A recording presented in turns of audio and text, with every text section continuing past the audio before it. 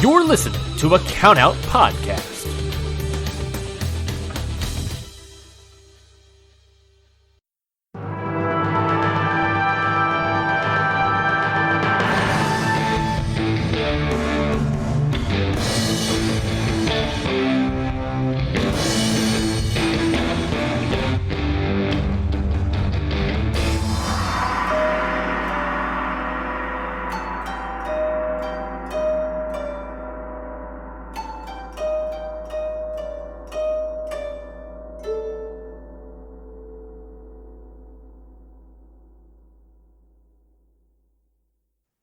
Hello and welcome to Jumping Knee Pod, a modern-day All Japan Pro Wrestling podcast.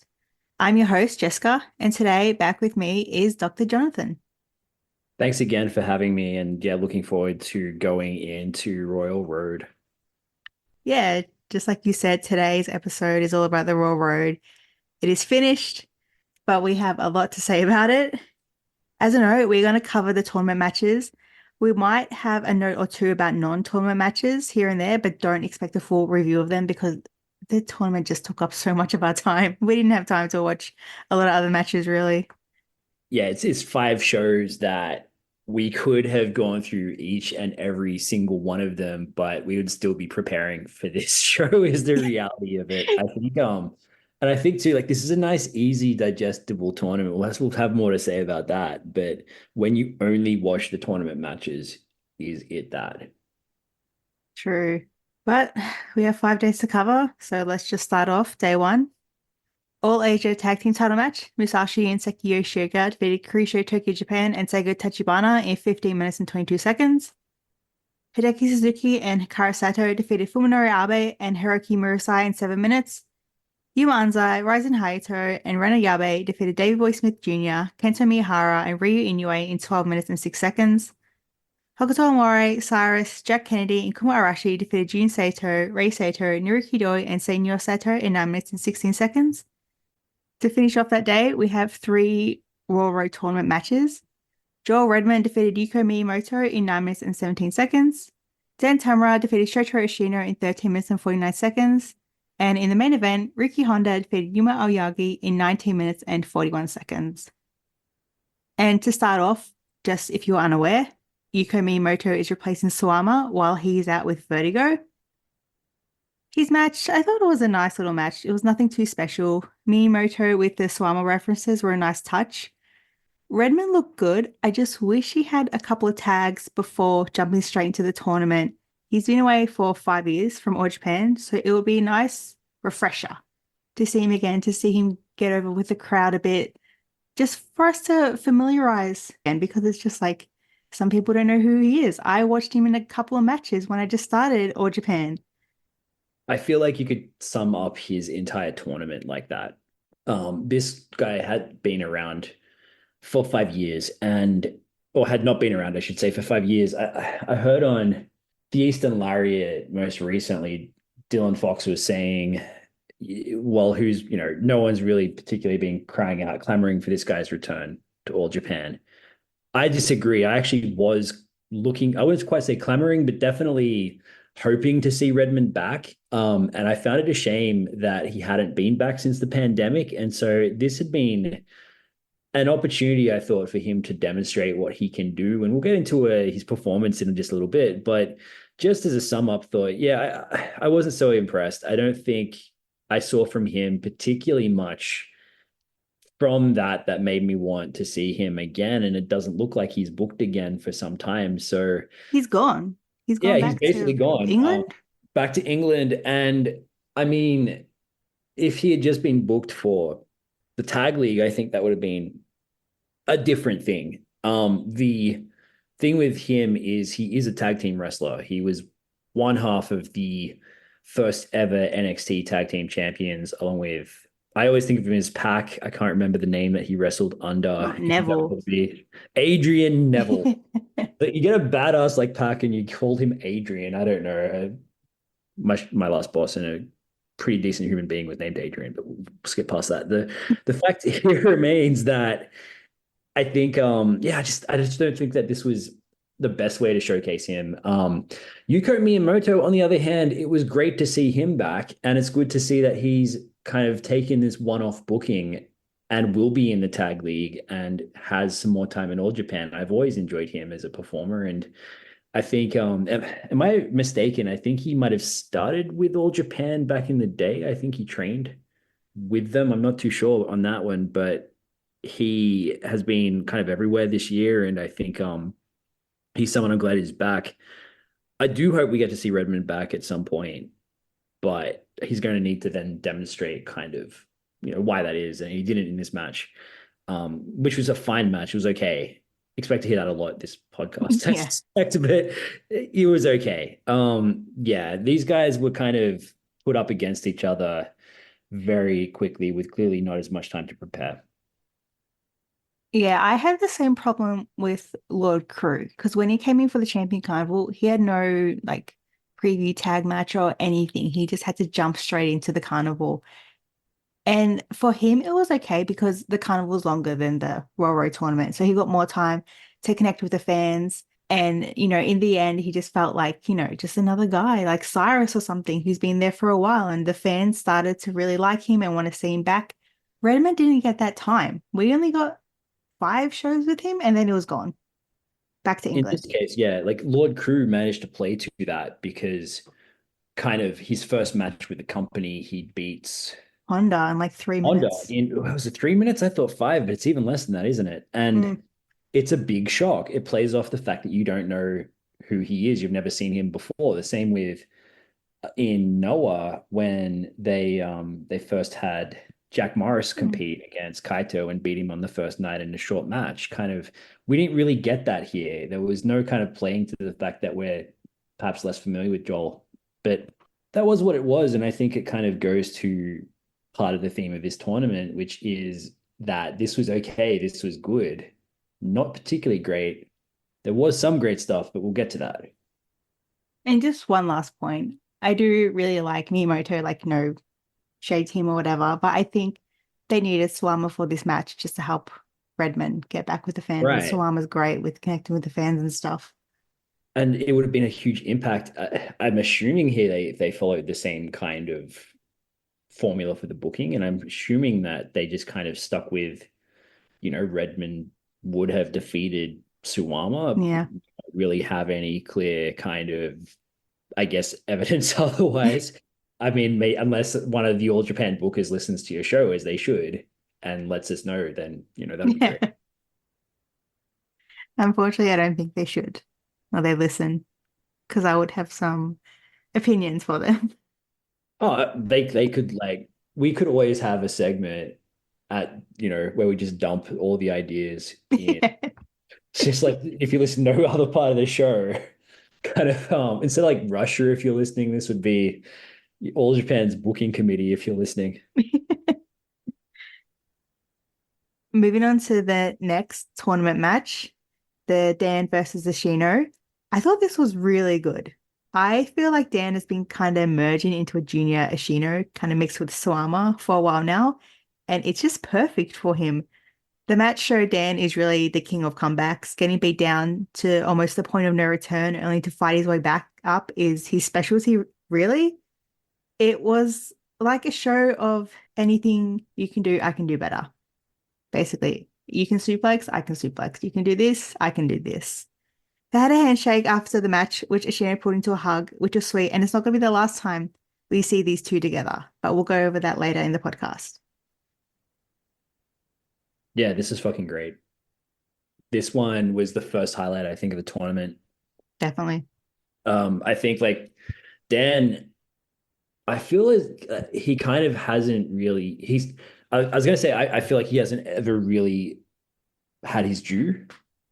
That's not necessarily the case because he had the All Asia Tag Team title win in the Budokan. He had the junior title run last year into this year, which was very underrated and I thought was a great little title run. And he's had moments where he's been allowed to shine, but by and large, his contemporaries and the people who have come after him, the younger guys, have been booked to bypass him. And when you put him in situations with the right kind of opponent and the right elements to them like this, I think he can show that he's a very strong worker. And I think this was great. And there was just kind of a simplicity and a brevity to this. Like it wasn't especially long, but it did everything it needed to do in less than 15 minutes, which was great. Yeah, I think I would have loved to see Dan maybe go on to some involvement with regards to we know one plan that they have for him, but I'd love to see him in the mix with the Gara title. I think if you kind of put him back to that, he had that great match that I saw at Kurikan against, as far as Seigo Tachibana's run. That was a great title run. I thought Dan was going to win based off that. If I think he should get back to that title picture after this. But yeah, this match was awesome. Yeah, just to note on the Goro title, it's just been going back and forth between Fuminori Abe and Seigo Tachibana. Like they're gonna have another rematch next month. It's just too much, really. Like get Dan involved, get some other people involved, because Dan could have this belt and it would just elevate him so much. In the main event, Yuma entered this match as someone who has never made it past round one, and he ended the match as someone who's never made it past round one. Only this time, Honda danced over his lifeless body before being carried away by Hideki, Abe, Miyamoto, and Hikaru Sato. When I went to write a review for this match, all I could remember was Honda's dance. It was strange. It was beautiful at the same time. I give it a 10 out of 10 because I just love Honda. Anything he does is a 10 out of 10, really. This match, like we said, a lot of matches, it was fine. It delivered. It made Honda look good, which is really what mattered. Nothing too special, but I think coming after Dan versus Ishino, which was so great, I'm just like, oh, okay, this is just fine. Yuma's been in this tournament for 8 years now and has yet to advance out of the first round, which I think is just one of the best running jokes. I love that part. I loved they stuck with it even though he's a champion. I hope that one day he advances out of the first round, wins his first match, and then loses in the second round. That, like, I think sometimes when you're on a good thing like this, you don't mess it up immediately. And like he's fantastic with these bits. So I love that. I loved Honda's dance as well. I don't know if Honda's just way too muscle bound to be a good dancer or what it was. But that was a performance art piece, if anything. It just went on for so long. It did, it really did. With Yuma just lying there, which yeah, there's more to say about Yuma and his place in this tournament. And this was a little microcosm of that. But by itself, this was fine. By itself, him losing and then having the dance literally over him was good. That was fine. Yeah. I kind of want Yuma to win, but I hope he doesn't. I hope he always loses in the first round. This is the second year he's entered the tournament as Triple Crown champion, and the second year he has lost, and the second year he lost to Honda in the first round. So is this going to be like a thing now? Every first round, Yuma faces Honda? Because I'd love it. And he just keeps losing. I remember during one of the episodes of Talking Triple Crown, you made the point that does it make sense that you have a favorite who you hope gets the shit kicked out of them because that's Yuma? And I think that was this match, right? Like that was because he's good at it and he's good at selling that. Yeah, I thought this was tremendous. Yeah, so sorry if you're like a new person and you go into this match and shocked that the Triple Crown champion loses, but it's a shock to nobody else. If you watch this company for a while, Yuma's going to lose. It's been the running gag for 8 years. So if you're shocked, you've got a little bit of catching up to do. It's like 4 or 5 years in a row, Kento's lost the day one of Champion Carnival. It's a running thing now with him. Yeah. And I hope that doesn't change either. I think that was great. Yeah. Do you want to talk about the All Asia Tag Team title match? Yeah, I mean, I thought that was pretty good.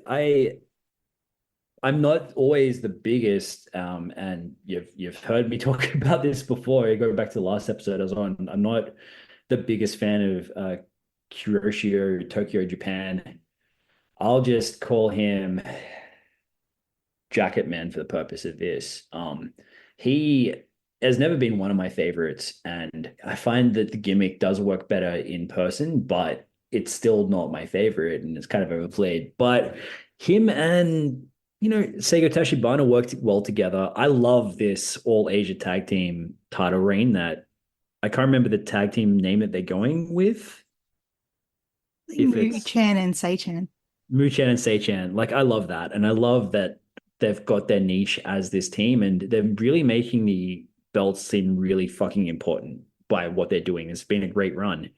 Yeah, this was a pretty good match though. Like these guys can work well together. All of them have, if I'm not mistaken, except with exception of Musashi, I think all of these are guys that worked in Wrestle One back in the day. I don't know if Musashi did particularly any shots for Wrestle One, but they clearly know each other. They clearly worked well together. Very solid kind of match, and yeah, I'm loving this title reign. So, anything from this title reign has been worth recommending? I agree with the title reign. Like Musashi and Seiki Yoshioka has just been doing a great job. Like I think ever since, oh my God, I hate saying this, but Asushi Onita lost the belt in February because he should never have the belt again. It's just been really, really good, the All Asia Tag Team title belts. I'm a bit stunned when we look back on that was February of this year. Mm. Like yeah, that title reign felt like it started at some point at the beginning of Onita's career in the 1970s, and that's been with us forever. But yeah, I can't believe that's been this year. They've crammed a lot in this year, but that title reign, I think, will do a lot for reestablishing these belts as something that younger people can aspire to, something that younger people on the roster can compete for, that they can have the kind of the main event slot for the Saitos be the tag titles, and these be your kind of smaller guys vying for them in trying to overshadow that. Yeah, looking forward to what they do at Tag League. We'll have more to say about that too. So we're going to move on to day 2. Kyushu, Tokyo, Japan, Seiga Tachibana and Shotaro Ashino defeated Musashi, Seki Yoshioka, and Ryu Inoue in 10 minutes and 45 seconds. Dan Tamura, Hideki Sekine, and Yuma Aoyagi defeated Hokuto Mori, Jack Kennedy, and Kuma Arashi in 10 minutes and 59 seconds. Davey Boy Smith Jr., Kara Sato, and Joel Redmond defeated Rei Sato, Naruki Doi, Seiyu Sato in 10 minutes and 11 seconds. Ren Ayabe and Ruki Honda defeated Yuma Anzai and Rising Hayato in 14 minutes and 12 seconds. And the 2 Royal Road tournament matches we had is Cyrus defeated Jun Sato in 10 minutes and 55 seconds. And in the main event, Kento Miyahara defeated Hideki Suzuki in 21 minutes and 42 seconds. So take it away, Jonathan. So I want to highlight before we get to the tournament matches, I'll highlight just one match from the undercard for this one, which was the opener, which basically you had in this 6-man tag, you had Kuroshio Tokyo Japan, Seigo Tachibana, and Shotaro Ashino, right? This is a great team on paper by itself, plus Jiro. And then you've got Musa again against Musashi, Yoshioka, and Ryu Inoue. This was a great match. This is one that I'd recommend going out to check out. It's not especially long. It's less than 11 minutes. It's worth your time as far as these guys go. Like I said, all of them are guys I love except for Jiro. And even then, he wasn't bad in this. I just skip his entrances and it takes off a whole lot less time.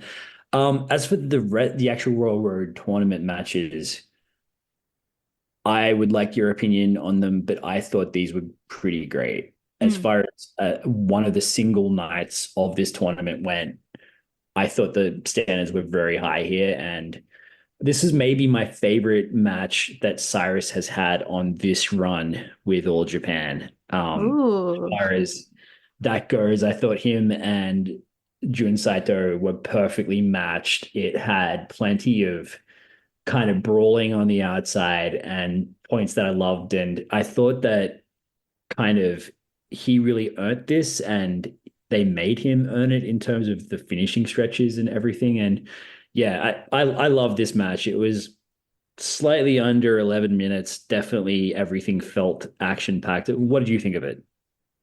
I really like Cyrus working with the Sato brothers, but I think coming up there's another Cyrus versus Sato brother, which I liked more than this. Like this was great though. Just 2 guys just going at it like they don't care, just beating each other up. I do love that Hokuto Army was there for Cyrus and Ray was there for his brother. And they were like looking like little kids, like, oh my God, he's gone up to the rope. Oh my God, like what's he doing now? Like Kuma Arashi, watch him. It was adorable. But like the corner top rope spot with the choke slam and the superplex, just that was just so cool. Like it's just a cool match just to see these two big guys just wrestle for 10 minutes and they just go all out. All Japan as the kingdom of the dinosaurs for Japanese wrestling works really nicely, to have kind of these guys that's what sticks out. And yeah, to see a pairing like this, you don't see this particularly in at least any of the major companies as well, as far as these kind of size guys. Very, very true. I love that All Japan has it because you get like, oh, these flippy juniors, fast juniors, and this like bring out Cyrus, bring out the Sato brothers. We just need two guys to run into each other for 10 minutes. That as the formula description rules, two guys run into each other for 10 minutes, but It's what it is. It really is. The Kento Hideki match for me felt like two halves. The first half I did not like. It was submission after submission with some Kento headbutts thrown in because we always got to get Kento headbutts. The second half I absolutely loved. Hideki took the main senior role here, battering Kento with elbows. Whether he was on the ground or corner, it just did not matter. It was just raining elbows. What I did really like about this whole time is you could see Dan peeking through the curtains, and the curtains were like pushed to one side, so you could really see him. While the other person peeking through, I could not see, but like I was focused on Dan the whole time when I should have been more focused on this match. But it was good. The second half was really, really good. I liked how mean Suzuki was.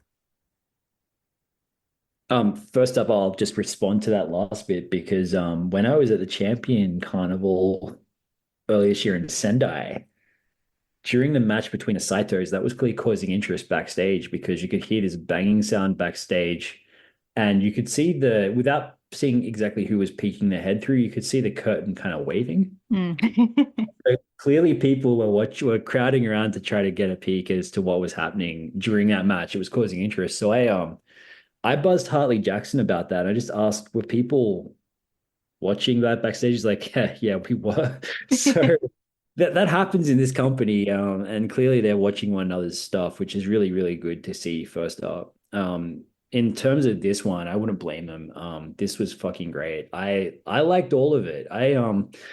Your review was kind of like, oh, we the first half was just kind of submission after submission after submission with some Kento headbutts because we have to have them. Whereas my review is this was fucking great. We had submission after submission after submission, and we had some Kento headbutts. So it was. I thought Hideki was great in the role of sort of the opponent that beats down Kento before Kento gets his stuff in, and the shots to the abdomen being what he sort of based a lot of his offense off worked really well. I think Kento's selling was fantastic. I was just saying, I do hope to see this rematch at some point, hopefully with Kento as champion and Hideki as a challenger. I'd love to see Hideki get more shots at the Triple Crown. I know he's had them before.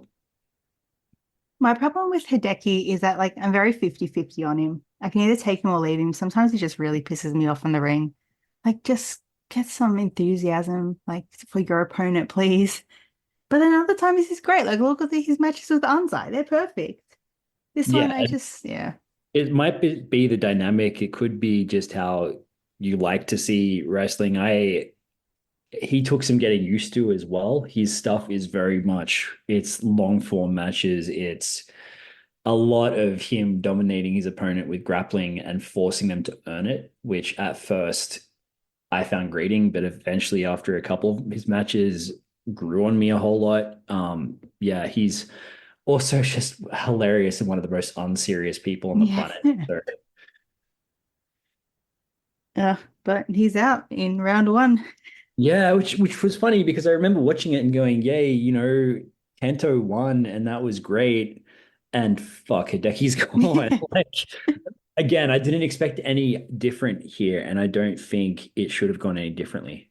But part of me wondered if perhaps they could have reserved this for the second round of the tournament to have Hideki get more of a showing, but them's the breaks, sometimes you have to have these big, and that's what they did. If you look at the first few results from this tournament, the first round has a lot of big time eliminations that happened as soon as sort of you got to the start there, as far as, Dan takes out, Ashino, and you see Honda defeat the Triple Crown champion. That's going to result, by the way, later on. You have to think that's going to result in another Triple Crown title match between them. I'd meant to say that earlier. Maybe edit this so I sound smarter in retrospect. I'm not that good at editing. Don't worry, we can just say I'm not whatever good at we sounding want. smart in retrospect, so that's okay. But no, that was a great main event. I hope to see these guys again. Moving on to day 3. Cyrus, Dan Tamura, and Ryu Inoue defeat Crucio Tokyo Japan, Seiga Tachibana, and The Bodyguard in 10 minutes and 25 seconds. Kento Miyahara, Musashi, Seki Yoshioka, and Shotaro Ishino defeated Fuminori Abe, Hideki Suzuki, Joel Redman, and Yuma Aoyagi in 14 minutes and 13 seconds. Riki Honda and Rising Hayato defeated Jun Sato and Senior Sato in 13 minutes and 55 seconds. In the junior heavyweight title match, Naruki Doi defeated Hikaru Sato in 13 minutes and 55 seconds. And we've got 3 road tournament matches. Rei Sato defeated Kuma Arashi in 13 minutes and 9 seconds. David Boy Smith Jr. defeated Hokuto Amare in 10 minutes and 45 seconds. And in the main event, Reno Yabe defeated Yuma Anzai in 20 minutes and 24 seconds. So I'm going to get this out of the way. The junior title match. Doi defeated Hikaru Sato, and unfortunately this was more centered around a knit dress than it was wrestling. Doi came to the ring in a version of Sato's knit dress, but this time in red. It was actually pretty funny when he walked out because I did not expect it, and the crowd were like losing it. And Sato's reaction was just great. Like what is he doing? Like, how dare he? His hands were literally like on his head. He was freaking out. But it went down from there. There was a point when Sato went under the ring. He came out the other side wearing his grey dress, and like he had underwear in his mouth, and that just grossed me out. I'm just like, no, I can't watch this anymore. Like he took off his underwear and put the underwear he had on his mouth on. It's just, these two could have had a great match. They're fantastic wrestlers, but this was just all about a dress. The best part of this match was when Dan came out to challenge, and it should have been something that happened in the match. Normally, when we say that a match is for the sickos, it's an endorsement. No, this is a match for the other sickos. It wasn't great. I should have watched the other title match. But let's talk about the tournament matches. And I thought Anzai getting Ray out for the gimlet was impressive, but nothing compared to Kuma Arashi getting Ray out for a torture rack and then squatting with Ray on his shoulders. Not to mention the scoop slam. Ray just looks so cool as hell here. I just really like this match. I would like to see them running back, not in a tournament format, just to go all at it. And my problem with this show is like the crowd. I think this venue was so big, and like the crowd noise was lost. It was just like going out of the venue. Then It was a strange environment, wasn't it? I think I don't know if it's kind of the whole it being in Osaka, or if it's a kind of like an issue with the venue they chose, but the dynamics were off. Definitely. The moment you mentioned where you saw Kumarashi put Ray on his shoulders, right, and do that, he kind of does the squat. What was cool about that is Ray starts to squeeze his head. Yeah. Kind of a really old school kind of move, like, and so Kuma, it was a battle between who's stronger here, and Kuma just won out enough to hit that variation of the Samoan drop, which was just freaking great as a moment. I want to see more moments like that between these guys. Yeah, I like that Kuma's working more in the company now. I think he's getting a title match soon with the Sato brothers. That's going to be freaking awesome. I'm so excited for that. I'm pretty sure like the Sato's going to win because the next champions are going to be like the 100th champions. They have to be like someone impressive, hopefully within the company still. But It has to be X and XX. That team, yeah, that team's amazing. just Ray powerbombing Arashi and they're just strolling to the pin. Like Oh, it the was just fucking like, bounce off that too. mm, The way that Kuma bounces off the mat from that power bomb. Yeah, that blew me away. just run this match back again and again with a better crowd. I mean, this in Kurikan, imagine the reaction to that finish. Oh, they would have been losing their minds. But in the next tournament match, I thought Amari did a pretty good job showing fighting spirit against Davy Boy. I don't really have much to say here. Davy Boy was my pick to win. Obviously, he didn't get very far, but he made it past round one, so that's a point for me, I guess. Yeah, I really like this match. I loved it because I felt like the dynamics were kind of different. Normally you'd see the crowd kind of Hokuto Mori is interesting because he's a heel, right? Like you're as close, you don't really have the same rigid heel face dynamic, but the crowd were behind him for this one. And yet he's not the kind of heel who will dominate the face. He's going to be sneaky, he's going to be underhanded. Hmm. He's not the same size as him. But then they didn't play to that necessarily. And yeah, just I quite like this one. I thought this was a good match. It's not a spectacular end of year. It's not going to be remembered or particularly winning any awards or anything like that. But there's a subtlety to some of the moves that Davey Boy Smith does. I particularly enjoyed. He did a suplex where he kind of jumps as he delivers it. It's the same suplex that his uncle Bret Hart used to deliver all the time, and I love seeing those moves come out. He does a lot of his uncle's moves and a lot of his father's moves, and some moves from his other uncle, the Dynamite Kid. So just yeah, seeing those put into place was great, and yeah, not match of the year or anything, but this was a good match. For the main event, basically Alpida versus Alpida, Ren versus Anzai. I thought it was very, very fun. We saw more of a meaner and more ruthless side to Ren here, and I really liked it. I feel like he's still trying to figure out how to mold his body into the wrestling style he wants. There's still a little bit of awkwardness, but like we love it. It's like part of him.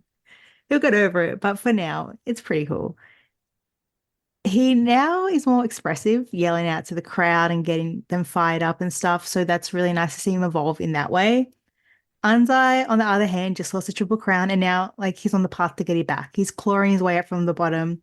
His path is very short in this tournament, unfortunately for him, ending the same way as the other Yuma. So maybe it's a Yuma curse. Maybe no Yumas can get past round one. I love this match. I thought that these two just work so well together, and there's just an interesting dynamic there because I mean, technically, Yuma Anzai has actually been wrestling for years less than Rene Abe has. Like Rene Abe got his start. To put that in perspective, Rene Abe was meant to be on that card when they had the anniversary show in 2022 Oh in the yeah, then he had a collapsed lung. in a collapsed lung. And that's something, by the way, tall men can just have happen. Like it just happens. There's no like rhyme or reason to it. A friend of mine had his lung collapse for no real reason and had to go to hospital. But Scary. it is. He was very lucky to be able to manage to make his way back. And that we can continue to see him. But he was meant to be on that card, and that was the card that Anzai debuted on against Yuji Nagata. So that hasn't been all that long, really. That's 2 years. And certainly you could be mistaken or forgiven for having forgotten that that took place 2 years ago because there was no big deal about their anniversary made this month, at least from what I saw. But yeah, no, this match dynamics are interesting there. Anzai technically wrestling, yes, a lot less than Ayabe, but I would have thought it was the other way around just based on when Ayabe signed. So yeah, the dynamics were interesting. These two have good matches against each other. I think both have bright futures, obviously. And yeah, it's interesting what they're doing with Anzai as far as this storyline goes. I hope that they have a plan in place for when he gets back to the Triple Crown. But in the meantime, it's kind of watch his downfall, I guess. It's very frustrating sometimes because you think, okay, this guy should be on top. He should be in the title match, but there's so many guys ahead of him. You kind of got to like cycle through it. Like I was waiting so long for Yuma Aoyagi to get back to the title picture. I'm like, okay, now we have to go through Jiro. He has to do this storyline with Jiro. They have to have a Oh, hardcore match. It's just like, okay, well, when is he going to get back to the Triple Crown? And he did, but we just have to wait. And I think this is going to happen with Anzai. We just have to wait. I loved, by the way, on a slight side note, the hardcore match between Jiro and Yuma because I'm not particularly a big fan of Jiro, but in that match, he really surprised me. The crazy ass bumps that he took. Mhm. That one, it's one of the strangest matches I've seen all year, but I love that match. It was different. There's parts of it I didn't like with like the headshots and stuff, but Yeah, yeah. I didn't mind it. The ladder spot was crazy. Yeah, that was insane. Now we're going to go into day 4. Jin Saito, Misashi, Hideki Suzuki, and Shotaro Ishino defeated Hokuto Omori, Kuma Arashi, Hikaru Sato, and Yuko Miyamoto in 9 minutes and 37 seconds. Yuma Anzai and Rising Haito defeated Yuma Aoyagi and Ryu Inoue in 10 minutes and 36 seconds. We have 4 Royal Road tournament matches. Rei Saito defeated Cyrus in 10 minutes and 51 seconds. Ren Abe defeated David Boy Smith Jr. in 15 minutes and 57 seconds. Kenta Miyahara defeated Joel Redman in 14 minutes and 29 seconds. And in the main event, Ricky Honda defeated Dan Tamura in 25 minutes and 23 seconds. And just before I hand it over, I'm just going to say this day had something that day 2 and 3 desperately needed, and it was a fired-up crowd because they were back in Shinkiba. And if you haven't seen an All Japan show in Shinkiba, make it like something on your to-do list because you need to do it. So you can start us off, Jonathan. It's one of the few remaining arenas that I've never been to in Japan. And I absolutely have to get there at some point, right? Like during the pandemic, it was one of the only places that allowed cheering. And they had amazing shows then too. But for that, yeah, like you said, very fired up crowd. Yeah, I enjoyed Ray Cyrus again. Sorry, Ray Cyrus. Who I don't know who Ray Cyrus is. That's maybe if he switches factions. Actually, Yeah. now I want to see that. The Cyrus brothers instead of the Sato brothers. Yes. Ray Saito against Cyrus was a good match, and we did get to see him avenge his brother's loss, and they continued that run. It was an impressive showing for the Saitos this tournament, but this match was quite good. Another big man versus big man match that had some, again, he had to earn it as far as winning, and he had to give Cyrus just about everything in order to win. Yeah, I like this match a good deal. Yeah, I'm gonna guess the brief for this match was just Ray and Cyrus go out there to beat the crap out of each other. I thought this was great. Just big man trying to hit the other one just back harder. What more could you really want? It's All Japan Wrestling, and I absolutely love it. Like I said before, both Sato brothers work really well with Cyrus, but I think Ray does slightly better because of his brawler wild style. It fits better more than June's like kind of more calm, technical, leg-based offense. If you want to watch this match but don't have a subscription, you're in luck. All Japan's YouTube channel live streamed the first 3 matches of this show. This is Sub. Go watch it. You get the Shinkiba crowd. You get these 2 men just going crazy. It's worth your time.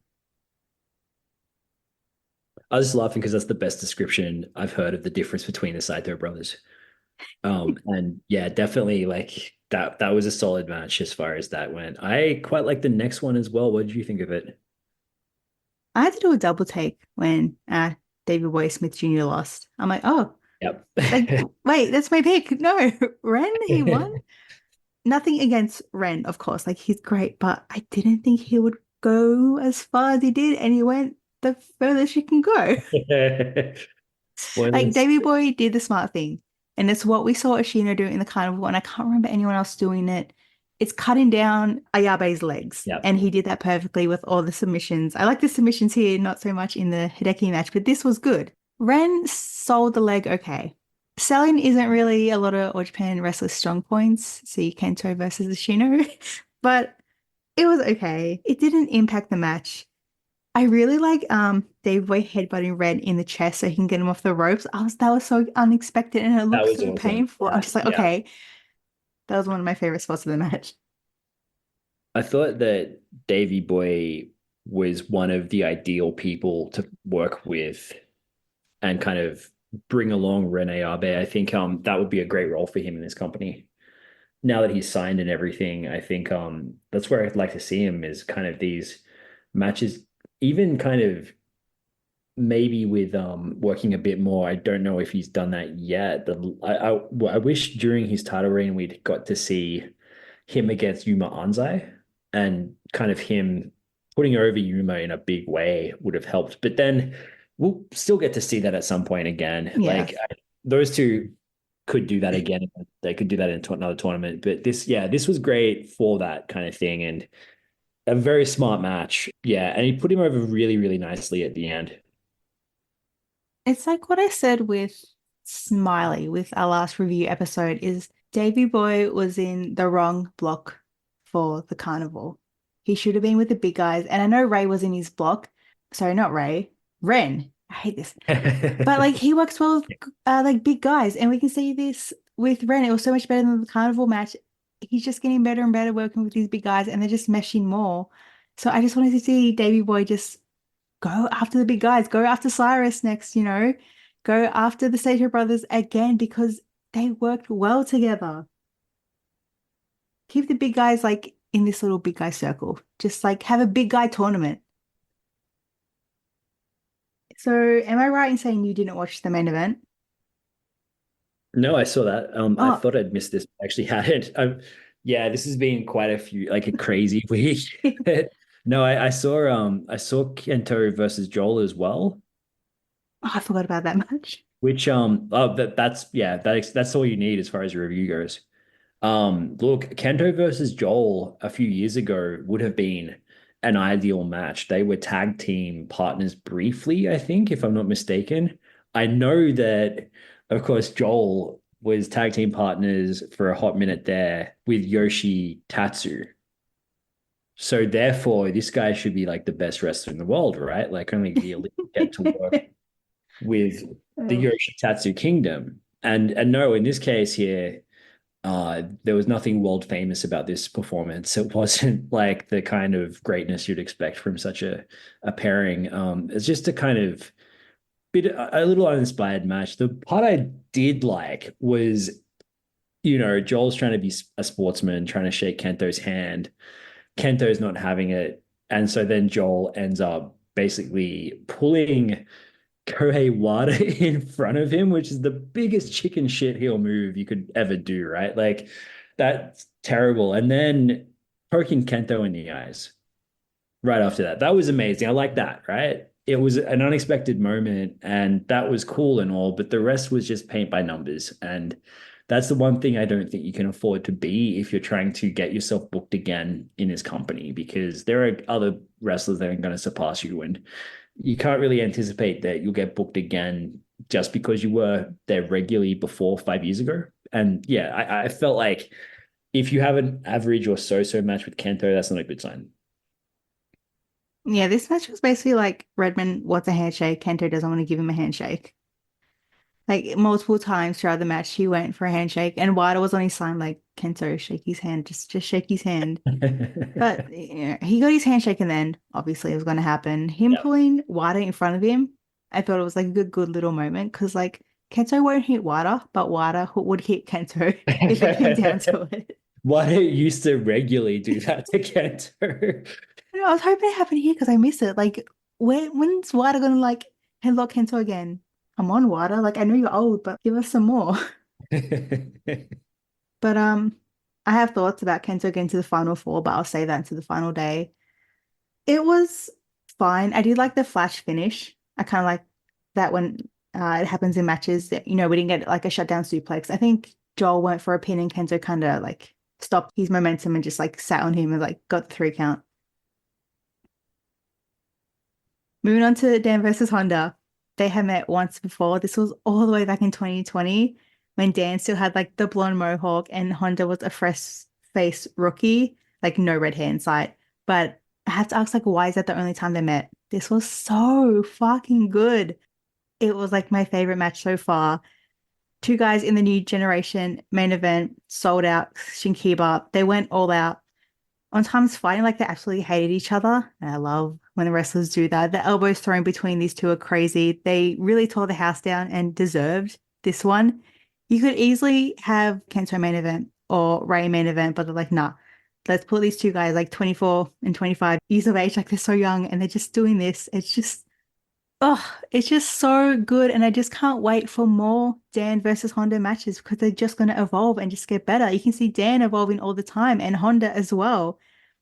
I adored they had like a little moment at the end where Honda, spoke to Dan. You couldn't hear it because he didn't have a microphone and it kind of like squeezed his hand. I just love little moments like that. Honda is like on his way to becoming one of my favorite wrestlers. Like he would never replace Yuma. No one's ever going to replace Yuma as number one, but he will get close. He works his goofy style and his serious stuff so easily. He loves his company and the fans love him back. Dan, on the other hand, is fantastic. Being able to see him like win the junior heavyweight title belt live is a moment I'll never forget. It was so special to me. I was like almost jumping out of my seat when he got the pin on El Lindemann. People want him as a heavyweight, and I totally understand that, but I think it'll be cool to see him more of an open weight for a time. He could easily move between heavyweight and junior for a while. I do think the junior division still needs him for a bit. It's so small, and with Aski on the sidelines, they need all the help they can get. Of course, we have like a ton of fantastic freelancers to help boost the division, but I don't think it's Dan's time to leave yet. It's also a very different kind of prospect to move into this heavyweight division. And when he does, there'll be big time matchups like this that he can step into. But yeah, the junior division, I feel like one of the people that they should sign is kind of, as far as all of this, kind of ensuring that, you already signed Musashi and that's a big boost.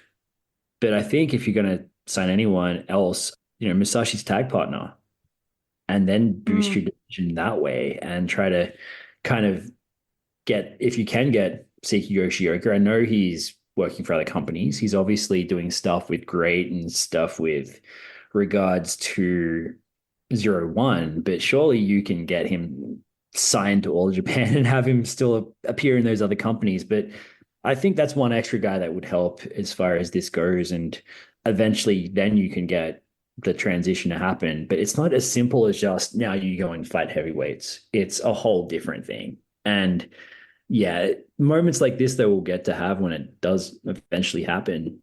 Clearly they are thinking of the open weight route that you mentioned.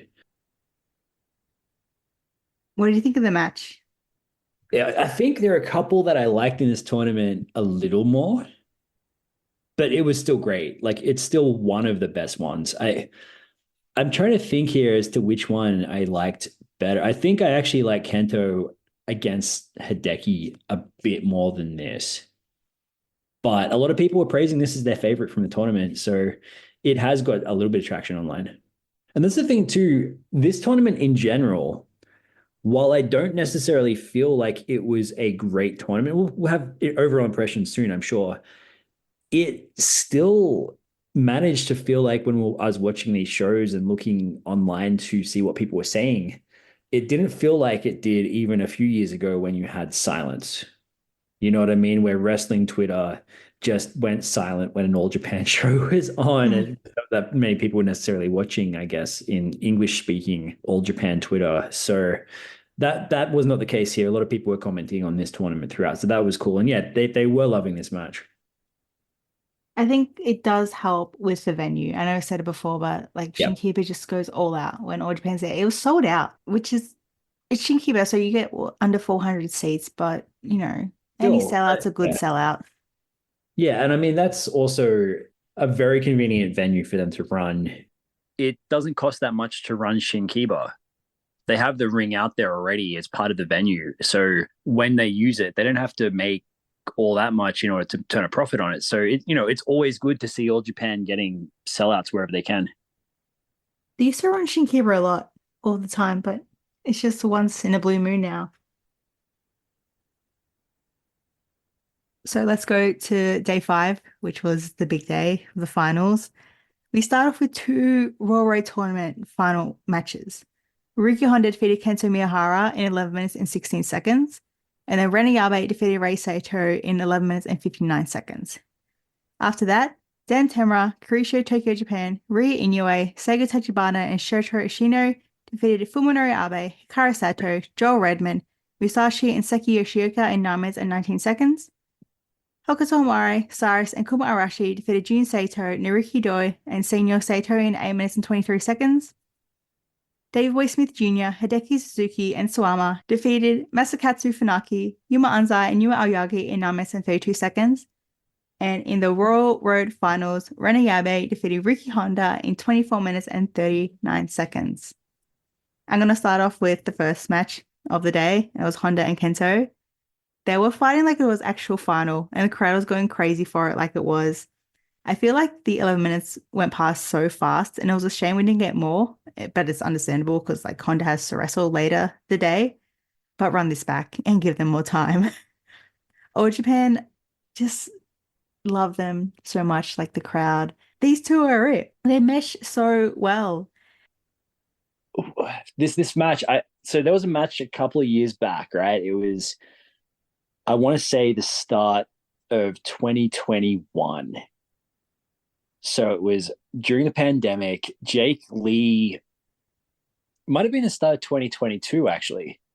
Yeah, sorry, it was the start of 2022.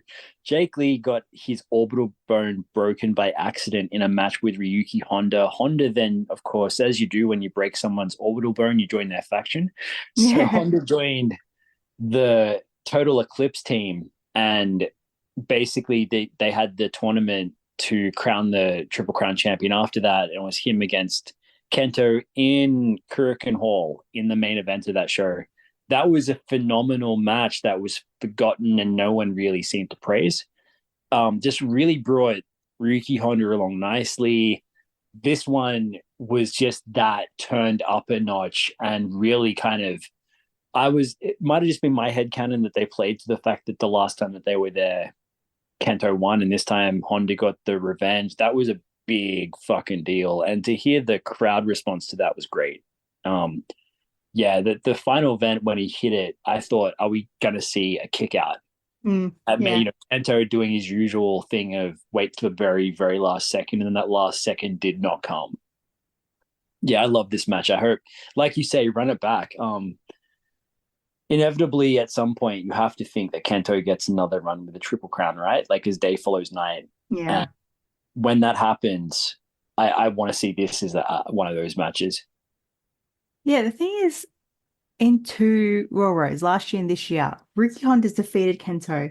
And unfortunately, because Kento has been the champion or near the championship at this time, like Honda's got nothing from it. He can just say, oh yeah, I've beaten Kento twice, but it's just like, okay, and I mean, it's still the ace of the company. It's still a pretty big deal, but yeah. I guess it's just they need to capitalize on that. They need to build something to come after that. And I mean, he also got a big win from the champion. So I suspect we're going somewhere. I'm not going to get too spoilerific just yet, though, but we're going somewhere with this, is what I'll say to that. One of the problems I had with this was Kento just lost to Yuma in a Triple Crown match. So for him to be a contender just made me a bit confused. Seeing this match had me thinking, well, it's not going to be Kento. He's not winning the tournament. Honda already has a guaranteed title match, although I wouldn't mind if Honda won and Honda can win the tournament, and that's fine. But I thought, okay, the winner must be Ayabe or Ray. It didn't really take me out of the show because I still really enjoy these matches, but I kind of just wish it was like structured a bit different while Kento wasn't a contender in the end. Yeah, agreed. I thought he might make it to the final, though. I thought maybe Kento would be the one to put over someone in the final. So it did still shock me, this result. To the next semi-final match, I adored the beginning of Ray versus Ayabe. They were taking a moment to soak in the crowd. You couldn't really tell who the crowd were cheering for the most. It was kind of mixed into like just one big noise. But it was just a really, really nice moment for them. But about the match, it was just really good. Just like Kento and Honda, I wish these had more time, hopefully in the future. Like, of course, these two are the new generation. We're going to get way more of them. I wasn't sure who would win, but I would have said Ray had the better chance. So I was a little surprised when Ayabe won. And with his new submission finisher, Iron Maiden, I thought it looked good, and so did he in this one. I just wish his drop kicks looked like it had a little more power behind it. I think they're okay, but they kind of look weak at times. I said he should watch Sawama when he does his like drop kicks because they are so, so good. And there's one where he hit Ashino with one and it just lives in my head. I think it was a couple years ago. I have to find it, but it's so good. So Ayabe, watch Sawama when he does his drop kicks. Yeah, and I mean these guys, it went on like literally a second below 12 minutes for this match, which I could have gone for more of this. I loved this, but yeah, look, I love the Iron Maiden as the name and as the finish. Um, I always like it when these guys bring out new moves and to kind of add to their arsenal. And he, Rene Abe, I think that's what I'd like to see more of him, as well as working on, like you said, the drop kick. I'd like to see him kind of just display a few more moves, kind of show us a little bit of what he's been working on. And I like his other finisher really well as well. I like that. What do they call that now? It's the rolling Death Roulette. the Death Roulette, which is a great name, but he's got great names for his finishes at least. In this case, we saw Iron Maiden defeat Dokken, you know, as far as like him going over Rei Saito. But yeah, I kind of hope that we get to go and run this back at some point. I think we'll probably see some kind of tag match between them and the Saitos at some point.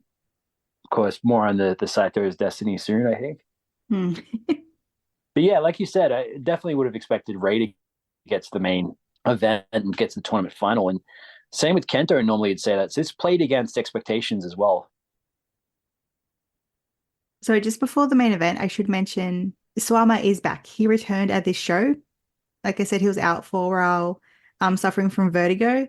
The fans gave him such a loud welcome, and you could tell he was hiding a smile. Like, it's good he's back, but please, if you have vertigo next time, Suwama, just like take some time off straight away. Don't wait till it gets worse. Yeah, I don't want him to fight through anything at this stage in his career. I want to get him at a point where he's healthy and happy with life. I don't, he's been at this for 20 years and they've announced his upcoming 20th anniversary show. Do you want to talk about that now, or is that, we'll talk about it like with the other upcoming shows. Of course, cool. Yeah. Yeah, but it's good to see Swama back. Like the crowd gave him such a warm welcome. Like I was smiling. It's like, Swama, you can smile. It's okay. Like we're all happy you're back. Main event time. The main event was great.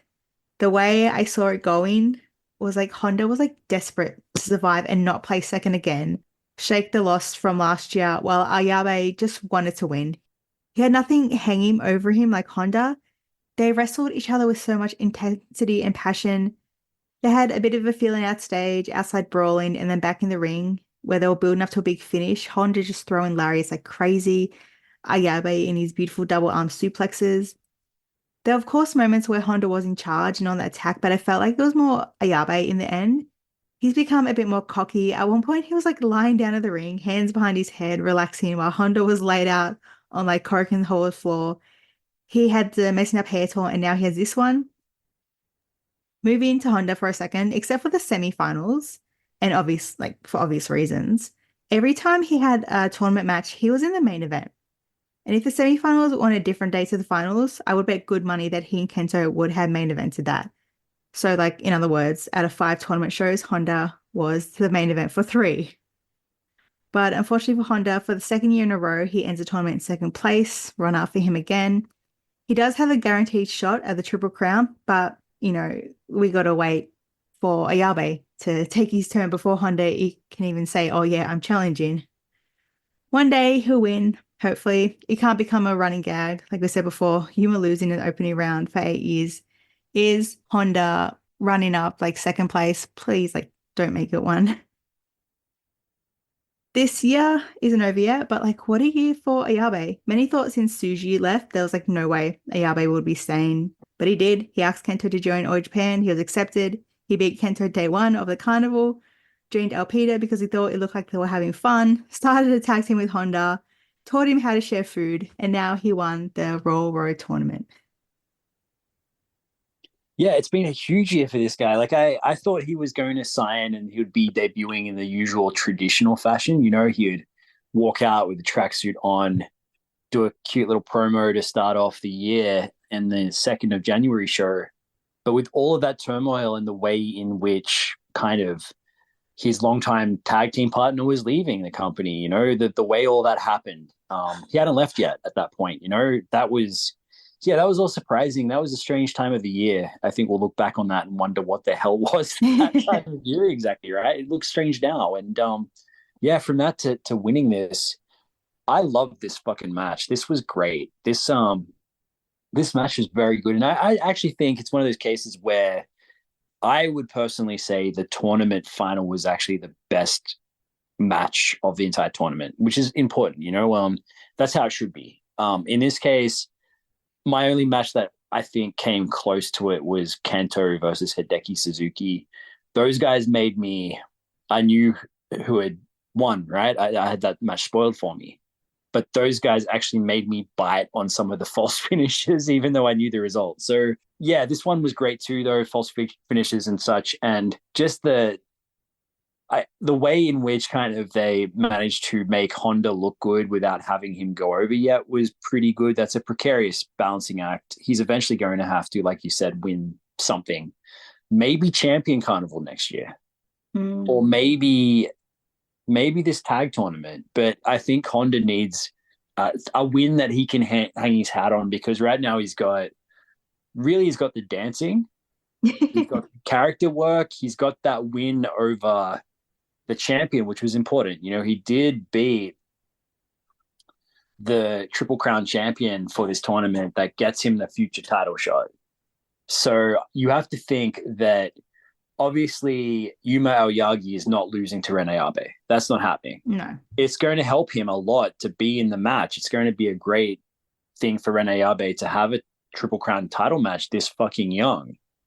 But it's not going to happen that he's becoming Triple Crown champion yet, and therefore, you know, having that challenge from Honda is going to be great too. But he runs the risk of kind of being like almost like Lex Luger, you know what I mean, where he ends up being the perennial challenger but never the champion. So yeah, like I say, he needs something. He needs a big win at some point. But you know, for the time being, that being the defense road for the rest of the year is pretty good. I'm sure they'll add one more on top of that. Yeah, they have to have one on the 31st of December. So they'll have one next month. They have Tag League, and then yeah, at the end of the year they'll have another defense, which I hope it's Honda versus Yuma. The weird thing is, like, I didn't really think Ayabe would win because he had that number one contenders match with Yuma and he lost. So I thought, okay, well, he lost. He'll get a match for the Triple Crown, but I don't think it would happen this year. But it is. It's happening next month. So what did you think of Yuma in this tournament? Because I know you just want to talk about him. So I said what I said about like the first night, you know, that being okay. It's a comedic moment. It's, you know, it's good. For the rest of the tournament, though, because he's out at the beginning, everything else that he did was a lower to mid card tag bout, right? Yeah. And I guess that happens, you know, the guy's out, but they didn't put the spotlight on him. Not once, really, during those matches. And then you got to this final night where once Rene Abe has won the Triple Crown title shot, having won the tournament, the champion comes out and they have their face-to-face and whatever, that happens, right? But then you have this comedic moment when Rene Abe musses up his hair and Yuma looks shit scared. And then Yuma does a comedic little run to the backstage, right? Yeah. As funny as that was, like, Yuma is doing too much comedy for my liking. I'm finding it a little bit like, this guy's the champion. He needs to demonstrate that he's worthy as the champion. And I felt like they kind of made him look bad. And then on top of that, made him do too much humor. I feel like they made him look too bad in all of that deal. And I'm sure he'll win, and I'm sure he'll defend the title, but I don't know. I'd like to see a bit more seriousness from him, a little bit more poise, and they could have gone from the comedy to transition in the same promo to a serious kind of standoff and kind of give it a little bit more importance. Is just where I sit with all this. The guy is the champion and the linchpin of the company, so I think they need to be treating him as being important. So, just from where I sit, this all became just that little bit too much as far as the stuff. That's just my take. No, I totally get it. Like I wasn't too happy with the post-match promo with Yuma. Like, why are you running away? You literally defeated Ren twice this year. You're not gonna lose to him.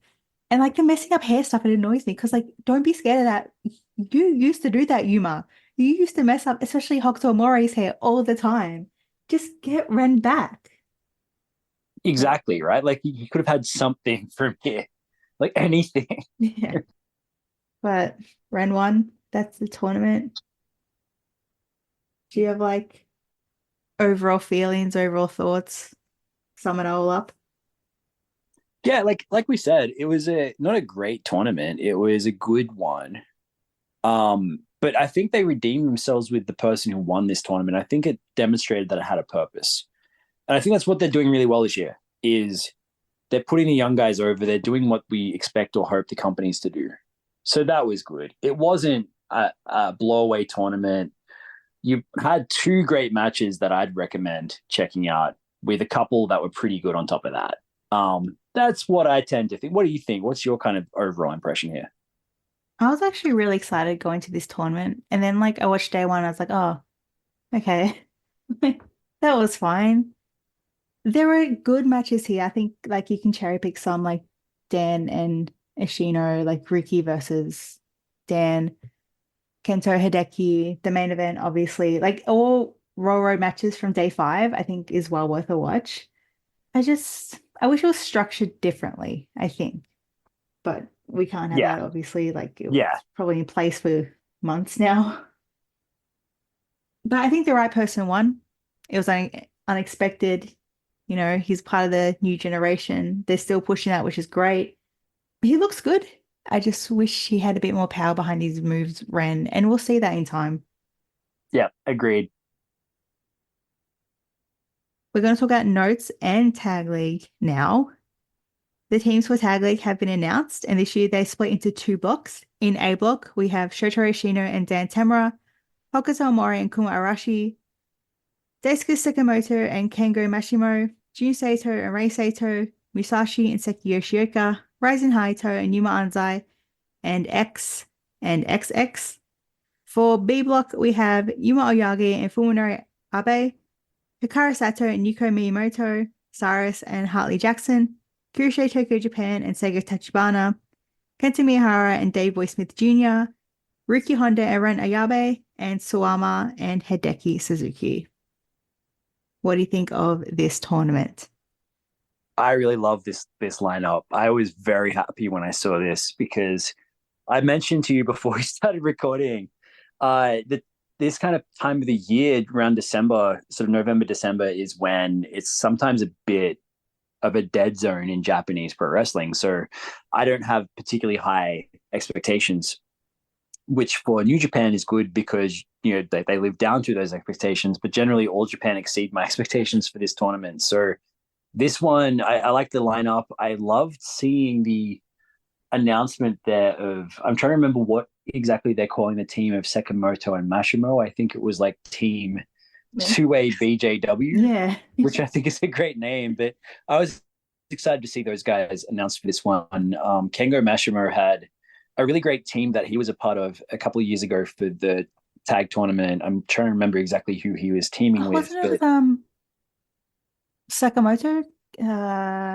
Kazuma, wasn't it? Yeah, you're right. It's Kazuma, yeah. And they were a great team together. And so then they kind of they didn't book those guys again for a little while. And I would have loved to have seen them get a bit of a run, you know. But yeah, I look forward to these guys, their involvement. Kengo's had some big matches in All Japan's history at points. So it's great whenever they do bring him back. But apart from that, I know you weren't especially enamored with the fact that they've got X and XX announced here.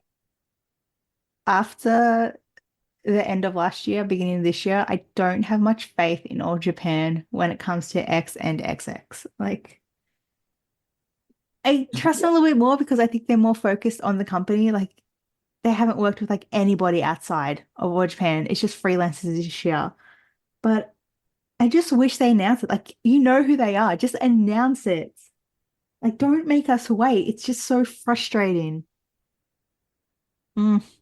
I personally love these types of gimmicks as far as kind of getting to see and getting to wait and kind of the anticipation behind that. Of course, if it's XX, we know who that is, right? That's confirmed that Katsuhiko Nakajima is returning to All Japan XX Don't style. say it. Don't say it.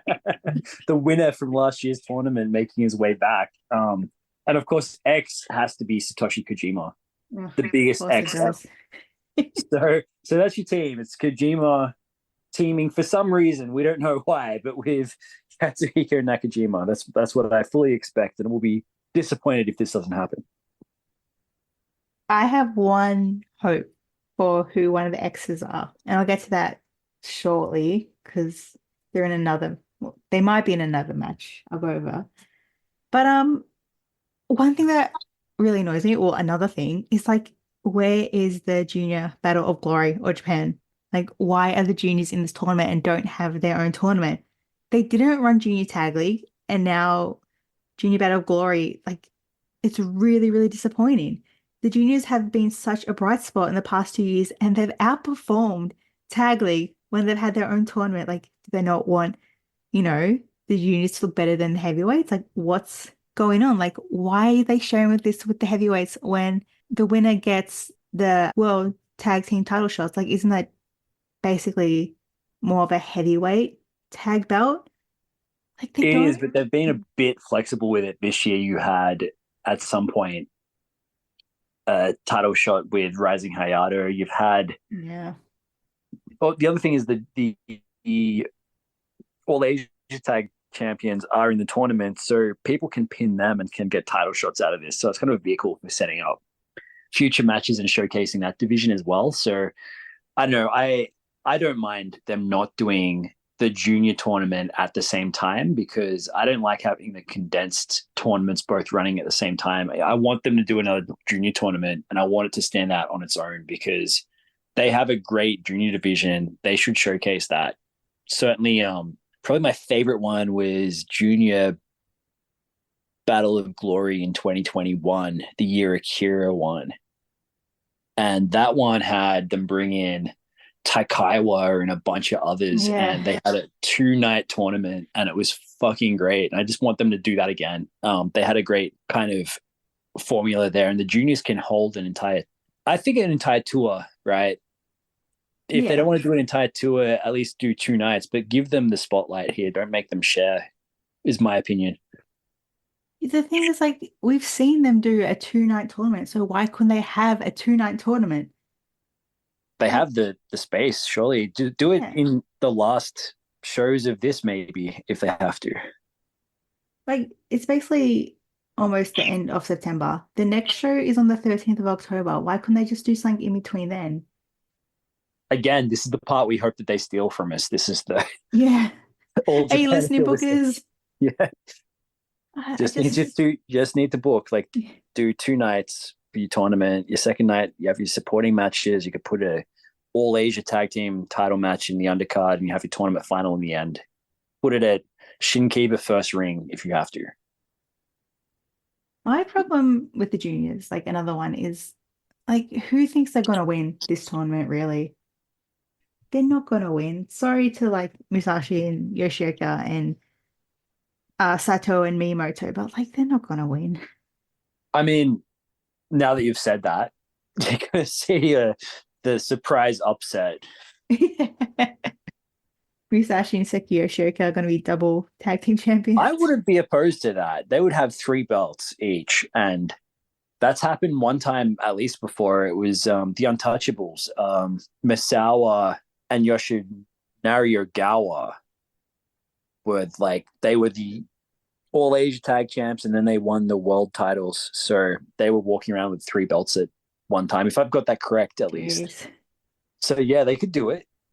I don't think they will. I don't think they're doing that for their 100th champions, and especially not against the imagery there of those guys up against the Saito brothers would be something else. But Well, they're facing Yuma Anzai and Rising Hayato soon for the All Asia belt, so they could be non-champions going into this tournament. that is true. That would be a great match too. I look forward to that one. I remember I said to Smiley, like, okay, you know, the Hayato and Anzai team aren't going to go for the All Asia belts because, like, Anzai's too fancy now. He's been Triple Crown champion. And then next thing we see is, like, he's challenging for the All Asia belts. But who do you think will win? Or who do you think will get, you know, to the finals? X and XX will be in the finals, and they'll be up against the kind of the team of. It's honestly so hard to predict with this tournament, which is, look, that's part of what I like about it. You know, I like the fact that I don't have the best read on this one, and that there is a little bit of unpredictability. Do you have a favorite going in? Shino and Dan. I think they're going to rock it. That is a great shout. Yeah. I mean, they did that last year. They did the whole, you know, a new team enters and find their footing by the end and win. So they could well do that again. I was going to say, who was it? I remember. You don't have to tell me. I remember who it was. Last year's winners? No. I remember who that was. Don't worry. Oh, okay. I just don't want to talk about Hokuto Mori's partner. It makes me sad. See, I feel so torn because I love that period, right? No, it was good. It was good. And then it was followed by this kind of strange, and all these people leaving strangely, right? And who knows what the real story there was. Do you have any other predictions for who X and XX could be? I was talking with Simone about it, and we both think X for Suwama's 20th anniversary because Suwama is facing Hideki Suzuki and Tsuji Kondo will face Suwama and X. And I mean, that X has to be Ishikawa, doesn't it? It has to be Shuji. It has to be. Yes. So I think one of the X's might be Ishikawa. And like, who's Ishikawa hanging around now a lot? Our favorite, like, master of the Shah, Black Mansoray. Yeah, shit. I'd be up for that. Like, those guys were big contributors behind the scenes for All Japan. Yeah, and they were. The situation has improved because Ishikawa is a current champion in All Japan. He's holding those 6-man tag belts, having won them in an all like the Evo Girl show. So he's yet to actually put foot in an All Japan ring proper. But come on, like, it's time, right? Time to have him back. He can split his time between All Japan and DDT and Noah if that's what he wants, if he wants to remain a freelancer. But I do want to see him back. And yeah, it would be awesome to see him back for this tournament. And that would be a big boost, I think, as well. Like, seeing those guys back in, it's an interesting dynamic, you know, like, do the fans want them back, or, you know, what's the crowd dynamic going to be? I mean, I don't want to get like too wishful thinking here, but like, if he was one of the exes, like, look who he's facing. Like Ashino, Arashi, Sekimoto, the Saito brothers, Yuma Anzai. Like, it would be so good with like just those guys him facing. Like, we had a fantastic Ishikawa Anzai match a couple years ago, and like Anzai has grown so much. I would just like him to get his, you know, win back at least. Absolutely. And I mean, that's also an opportunity there for them to kind of put a bunch of their younger guys against a veteran like that, who has so much experience. And did we run down as well B block? Yeah. So what do you think of this one? Some of these teams, like, just looking at it, what do you think of Kento and Davey Boy teaming together?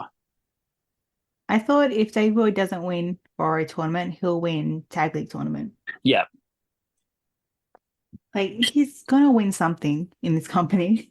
Yeah, he's on a contract until January at least. So like he could win with Kento, then lose to the Satos, in like the New Year War tour, and then like, okay, bye. I'll see you later. Yeah. I think Kento's gonna win something this year. Kento always has to win something, and I just remember while saying this, he won Champion Carnival. So disregard what I said. I always forget he won this year. Well, it was a crazy year. Yeah. He won that, and then they used that so he could put over Anzai, which was, look, interesting way of doing that, And I think that match they have to run back at some point as well. But yeah, absolutely. Look, at the very least, that team should at least be in the finals, right? Yeah, definitely. What if X and XX are the Motor City Machine Guns before they make their way to WWE or wherever else they're headed next? I've never watched them, so I don't know.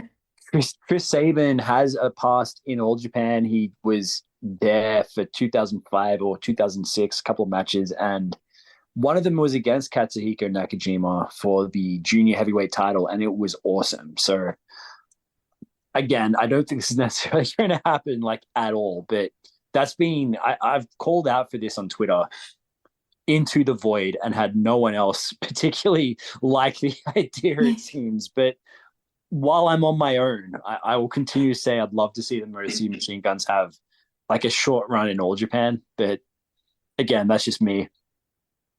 Like the thing is, I'm thinking All Japan hasn't worked with outsiders this year, like compared to other years. They've They only had had the one show. freelancers. Yeah, there was the one show at the beginning of the year where everyone was doom and gloom about WWE had sent Charlie Murphy. Wait, not Charlie Murphy. That's not his name. It's Dempsey. Murphy. Charlie Dempsey. I'm Charlie Murphy's like the late guy that contributed so well to the Chappelle Show back in the day. No, Charlie Dempsey. But yeah, Charlie Dempsey was fantastic at the start of the year anyway. If they're going to send anyone from NXT, it should be him. And yeah, outside of that NXT work, it's been smaller companies and bits and pieces. I don't know. I think it's good that they've managed to stand on their own so well. Yeah. And to build up. Ultimately, in the long term, that's what they need to do. More for my own dream matches, I'd like to see them work a little bit with Noah, but the real money is by standing on your own.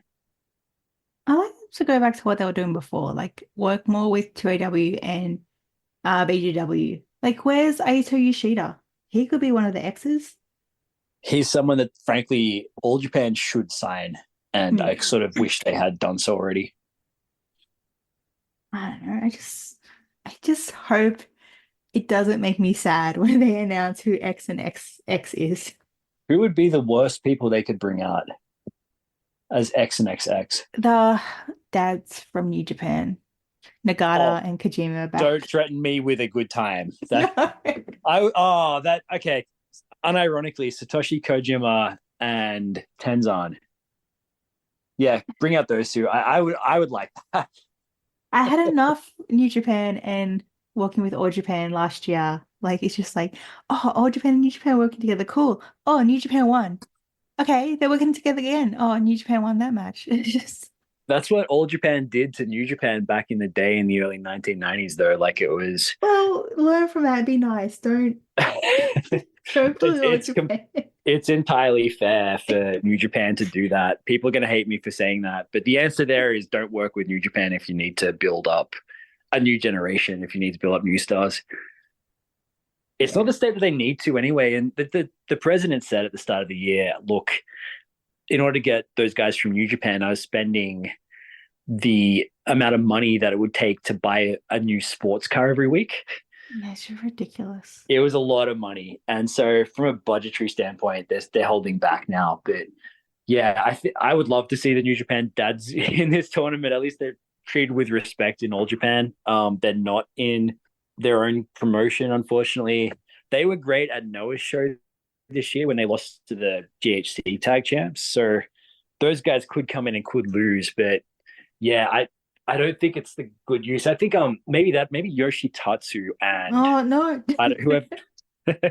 Don't mention that name back in All Japan, please. Oh yeah, Yoshitatsu and Joel Redman. They were a tag team years ago. Bring them back They were. as X and XX. I hope Ranayabe winning the tournament's like a peace offering to Suji. It's like, look at your boy. Look what we're doing to your boy. Please come back. Yeah, exactly. Like, see, we're doing what you'd want. Yeah.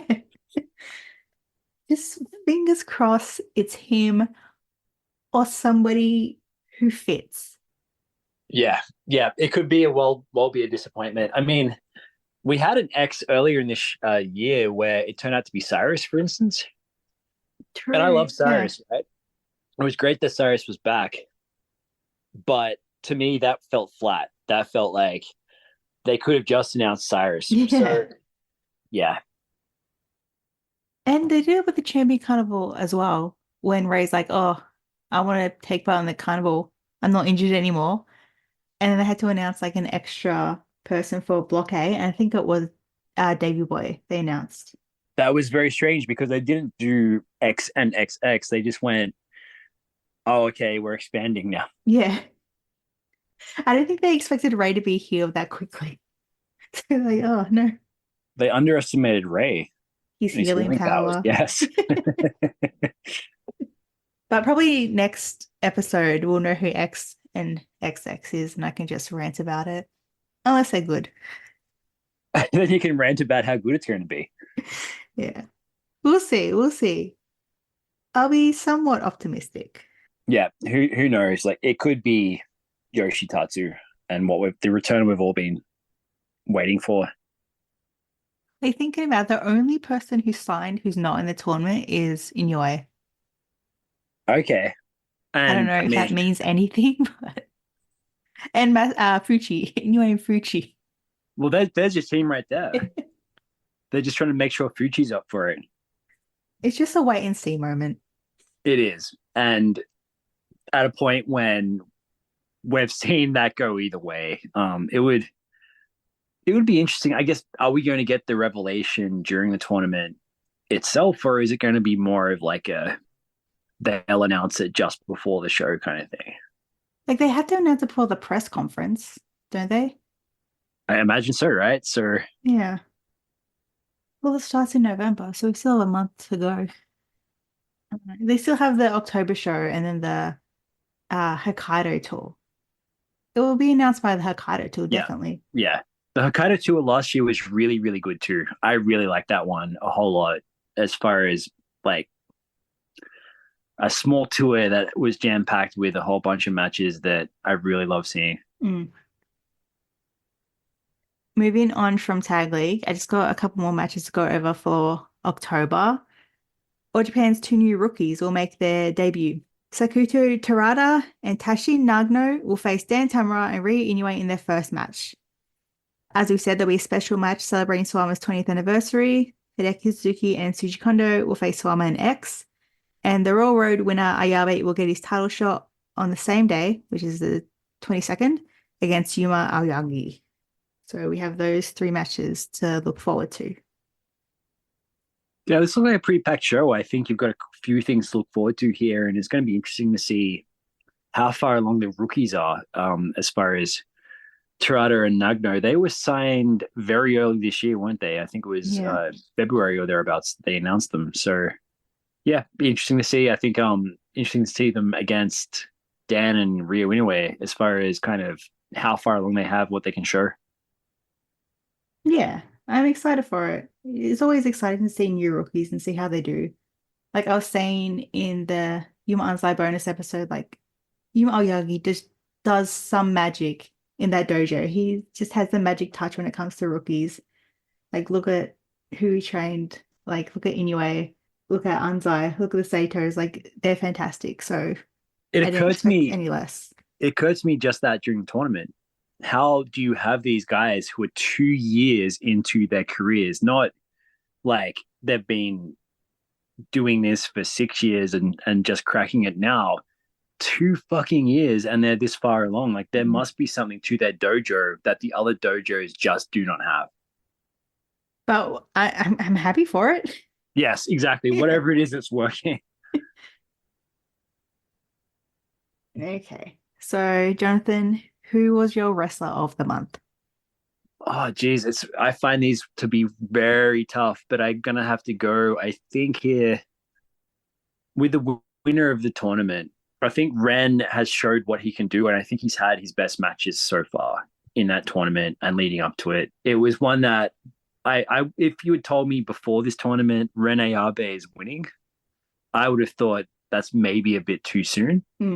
But he's really showed something this little while. I've been impressed enough. I'm going to go with him. But what do you think? He's my second place. My first place is Ricky Honda. Yeah. I'm just on a Honda kick these past couple months. Yep. I just think he's been fantastic. And main eventing 3 shows out of 5, no one can deny how good he's been. So match of the month, I think everyone knows I'm going to pick Honda versus Dan. I thought the finals were good, but just Honda and Jan just was so, so fantastic. What about you? What was your match? It's always going to be a push between the final and Hideki Suzuki against Kento. And I'm going to go with the final because of what it meant, as well as how good a match that was. And I wasn't expecting it to be that good between them. The structure for this was great. They've kind of got that All Japan main event structure down pat. And there was just a moment there where they exchanged suplexes. That kind of almost like Kings Road suplex exchange they love in their main events. And I was not expecting between these two guys that they would have me jumping out of my seat like they did when that took place, but they fucking did. And this one had a couple of moments like that where they had false finishes. And when they finally got to the finish, it made sense as to who went over. So I think they did their best with this tournament, and that match particularly, that stands out as my favorite for this month. Yeah, the finals always deliver. You can't deny the finals are crap in any tournament, really. But yeah, just something about Dan versus Honda. Maybe it's them being back in Shinkiba did it for me. Yeah. Well, we've now come to an end of another episode of Jumping Knee Pod. Thank you all for listening and for your support. It really does mean a lot. You can find me on Twitter at sisterjessiee and rawroad72.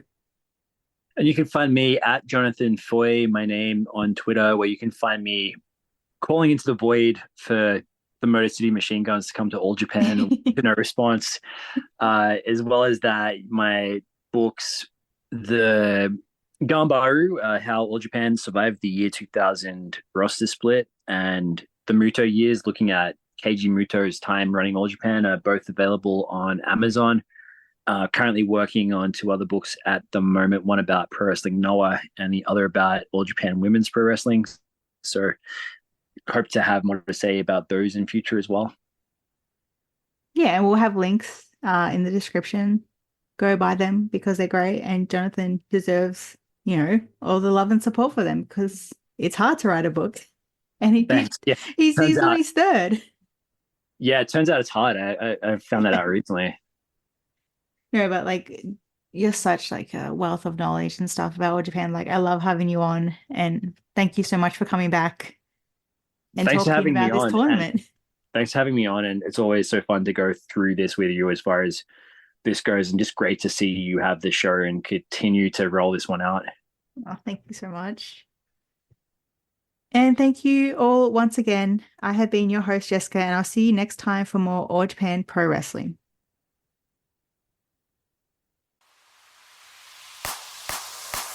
Do you have interest in Joshi, specifically Stardom, and you've asked yourself, where do I start? How do I learn? Well, good news for you. The Countout Podcast Network has a podcast dedicated to the history of World Wonder Ring Stardom that can help you learn, watch, and enjoy. This is the Stardom Road Podcast, hosted by Trent Brewer and myself, Scott Evans. Every other week, we dive into the history of wrestling's biggest women's promotion today. We have you covered.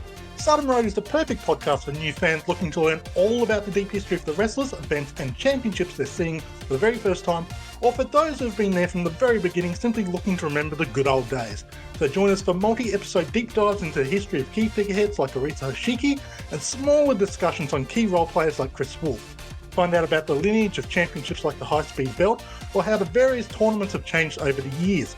And of course, spend time with us discussing important topics like how to costume change battle royals with the very peak of the company. You can check us out on Spotify, Apple Podcasts, and anywhere you get your podcasts. Join us on the Stardom Road.